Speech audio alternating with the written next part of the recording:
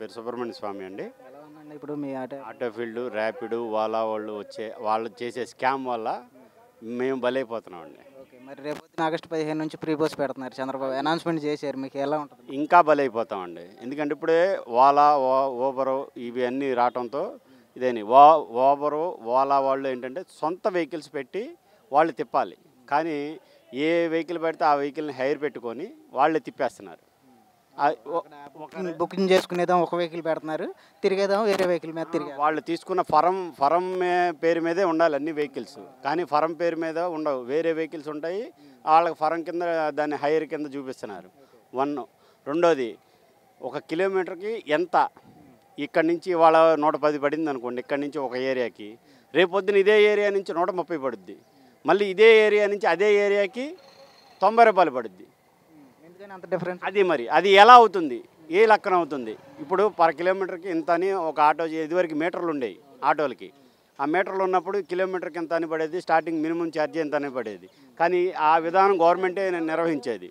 ఇప్పుడు కూడా ఈ యాప్లు ఉన్నా కూడా గవర్నమెంట్ మాత్రమే నిర్వహించాలి యాక్చువల్గా.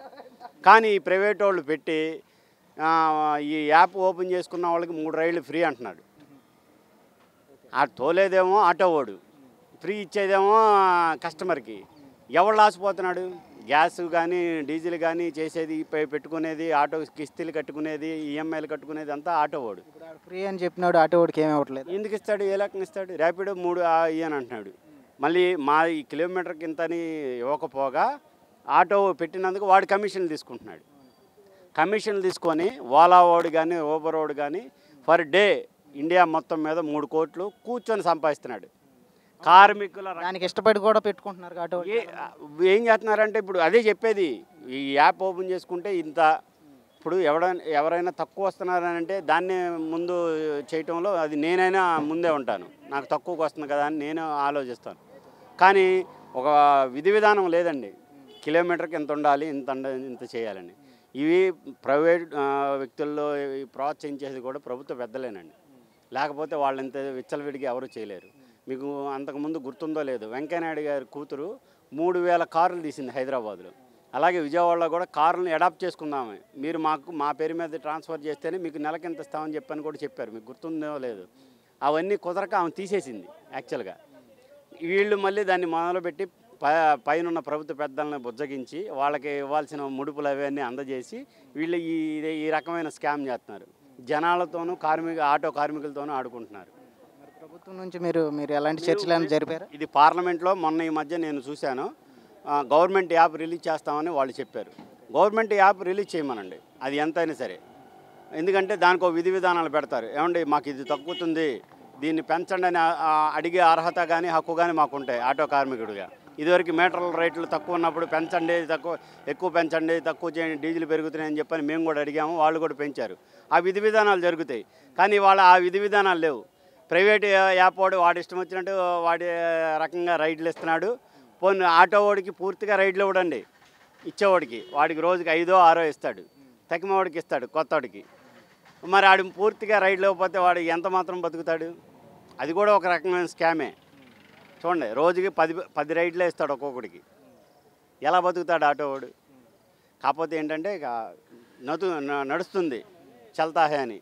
అటు ఎవరికి చెప్పుకోలేక, పెద్దలను ఎదిరించలేక, మాకు యూనియన్లు ఉన్నాయంటే యూనియన్లో కొంతమంది ఏం చేస్తారంటే ధర్నాలు చేద్దాం ఇది చేద్దాం అని అంటారు. కానీ దీన్ని హైకోర్టు వరకు తీసుకెళ్ళి, లేదా డిప్యూటీ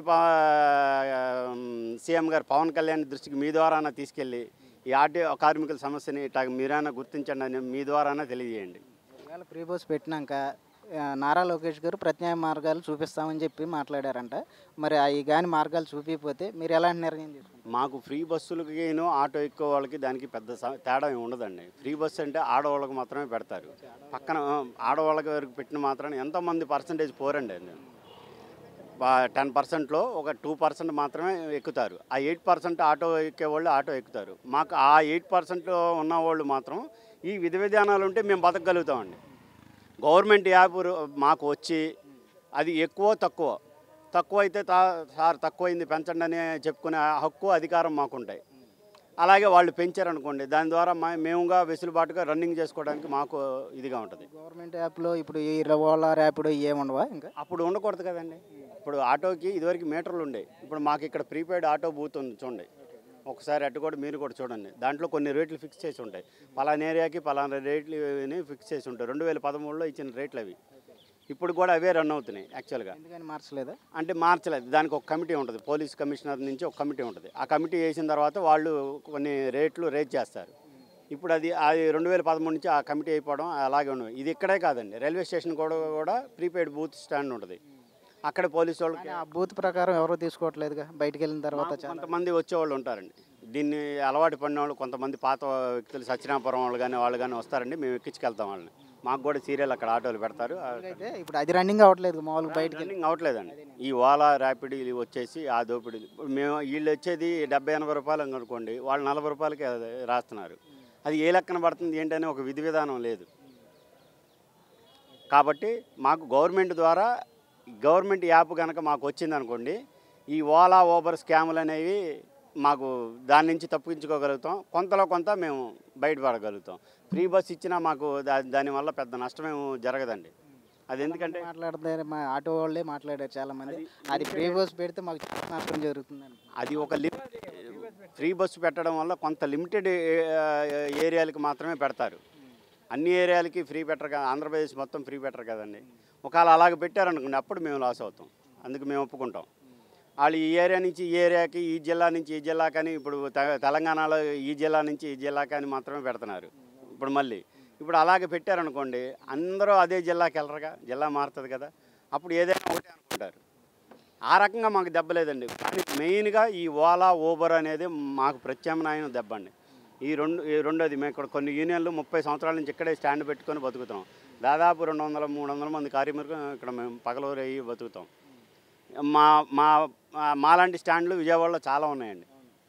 ఈ స్టాండ్ల పరిస్థితి అన్నీ ఈ ఓలా ఊబర్ రావటం వల్ల దెబ్బతిన్నాయి అన్నీ.